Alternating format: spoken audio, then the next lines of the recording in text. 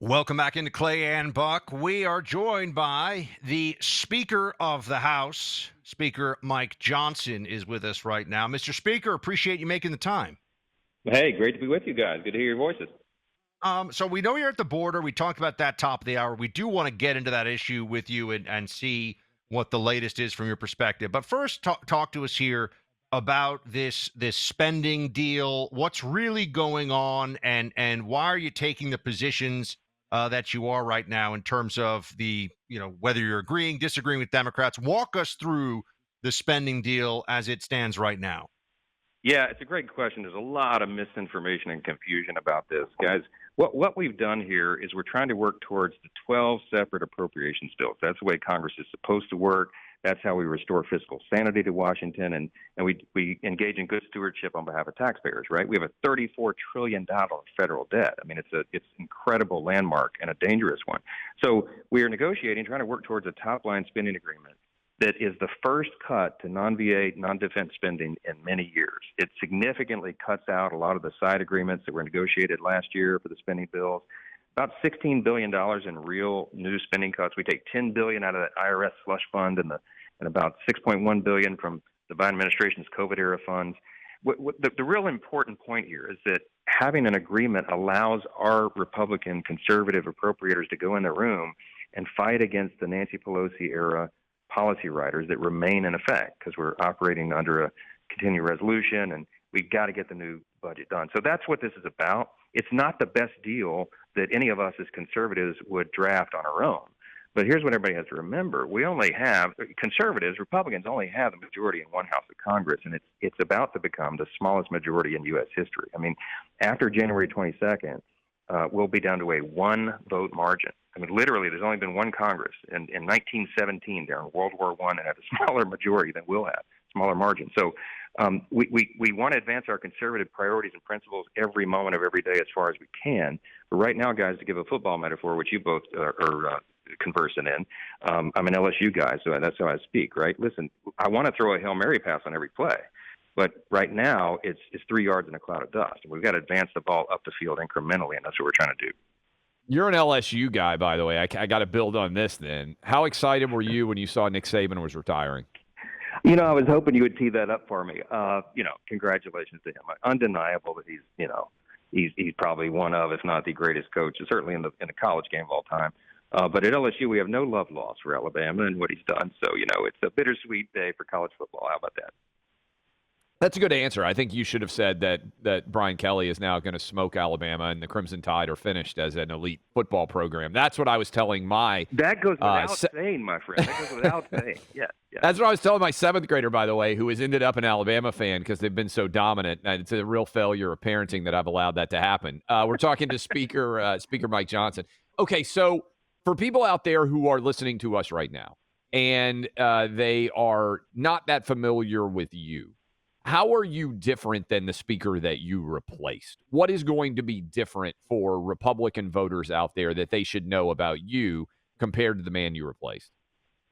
Well, listen, I'm not going to in any way disparage Kevin McCarthy, who's a great guy and a patriot, did the best job he could under tough circumstances all the time. But my background is different. I was a constitutional law litigator. I was a literally frontline conservative, movement conservative my whole life. And that's the background I bring into this. The lens by which I see things is as a constitutional conservative. I mean, I believe in the founding principles of the country, and we're trying to advance them here every day. Individual freedom, limited government, the rule of law, peace through strength, fiscal responsibility, free markets, human dignity. These are the things that built the country. These are my fixed points on the horizon, and they guide what we do. So what you're going to see over the long term is a real emphasis on that to get us back to what made America great in the first place. I feel like we've deviated from it too far. Now, acknowledging right now we're going through a valley. This is what I want everybody to know and be encouraged by. We are going to emerge on the other side of this. Right now, we have the smallest majority in U.S. history very soon here, with one majority in one house of Congress. We only have control of one-third of the federal government, but it's all going to change because, guys, I am very bullish on the upcoming election cycle. I am convinced that we're going to expand the conservative Republican majority in the House.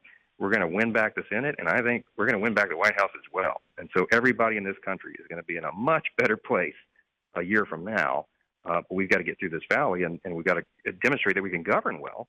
And I think when we do Speaker that, Johnson, yeah. can I? We're speaking to the Speaker of the House, Mike Johnson, right now, and Speaker Johnson. To that end, let's fast forward a little bit and hope and pray, but let's fast forward to where we have a really good election at the end of this year. And let's say you get a Republican president. I can let anybody else fill in the blank here of who they think that would be, but a Republican president, House and Senate. What do you think the Republican House caucus is willing to do on the immigration issue, really? I mean, we just had Stephen Miller on. He's talking about Trump promising massive deportations. He says he 100% believes him. What is the Republican Party in the House willing to do to deal with our out of control border? I know you were just down there. We were. Listen, I talk to Stephen Miller about it all the time, and all of our friends, we're absolutely committed. I believe it's the number one issue. I think it'll be a big issue for the election, maybe the biggest one, because it's the most immediate crisis and catastrophe that we have to face. Last week, we took 64 House Republicans down to the border to Eagle Pass, to the epicenter, to see it all with our own two eyes. Many of us have been to the border multiple times before, but it's never been as bad as it is right now, guys. 302,000 people crossed illegally in December. That's just the ones we could count, ones we had encounters with. We don't know how many gotaways have come through, how many people on the terrorism watch list, at least 300 that we know. I think the actual number is close to 15 million. So the point is, we can't really wait until next year to begin to address all this. It has to happen now. And you're going to see us draw the line and stand on that line and fight right now to get that border secured. We passed H.R. 2, our signature legislation, 8 months ago, the Secure the Border Act. It would do everything we need to do. Fix the broken parole system, the asylum reform. I mean, reinstitute the Trump era remain in Mexico policy, end catch and release, finish the wall. All that's in there. Every House Republican voted for that. We lobbed it over to the Senate. It's been collecting dust on Chuck Schumer's desk for 8 months. We're going to push this. We're going to force it through, and we're going to get transformational policy change on that border one way or the other. We have to. We have to do it for the country. You mentioned, and I know you got to leave, so this is the last question for you. You got to manage everything that's going on in the House right now. You mentioned the small majority you have, which is a tiny majority that you inherited. What happened with Kevin McCarthy was it only took 4 people to remove him. Are you concerned at all that you're going to have the same issue with 4 or 5 people and that they might vote to try to remove you in the same way that they did Kevin McCarthy?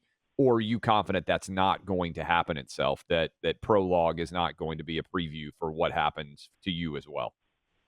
Yeah, I don't waste a moment of time being concerned about that. I'm working to govern.